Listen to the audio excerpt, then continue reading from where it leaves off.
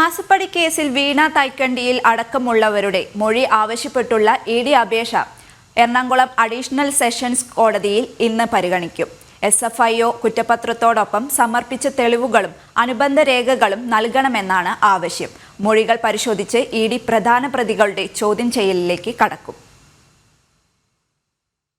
കുറ്റപത്രത്തിന്റെ പകർപ്പ് ഇഡിക്ക് ലഭിച്ചിരുന്നു. ഇത് പരിശോധിച്ച ശേഷമാണ് മൊഴികൾ കൂടി ആവശ്യപ്പെടുന്നത്. എല്ലാ പ്രതികളുടെയും മുഴുവൻ സാക്ഷികളുടെയും മൊഴിപ്പകർപ്പാണ് തേടിയത്.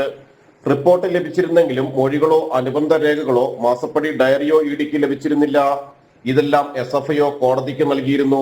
മുഖ്യമന്ത്രിയുടെ മകൾ വീണ, CMRL MD ശശിധരൻ കർത്ത, CMRL ഉദ്യോഗസ്ഥർ എന്നിവരുടെ മൊഴികൾ ഇഡി അന്വേഷണത്തിലും നിർണായകമാണ്. കള്ളപ്പണ നിരോധന നിയമപ്രകാരം അന്വേഷണം നടത്തുന്ന ഇഡിക്ക് അനുബന്ധ മൊഴികൾ അന്വേഷണത്തിന് സഹായകരമാകും. മൊഴികൾ വിലയിരുത്തിയ ശേഷം വീണയടക്കമുള്ളവരെ ഇഡിയും ചോദ്യം ചെയ്യും. SFIO കേസിൽ 13 പ്രതികളാണുള്ളത്.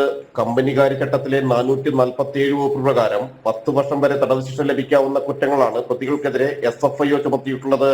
കുറ്റപത്രത്തിനൊപ്പം നൽകിയിട്ടുള്ള മാസപ്പടി ഡയറിയും ഇഡി പരിശോധിക്കും. രാഷ്ട്രീയ നേതാക്കൾക്ക് നൽകിയ മാസപ്പടി കണക്കുകളാണ് ഡയറിയിൽ ചുരുക്കപ്പേരുകളിലുള്ളത്. ജനം, കൊച്ചി.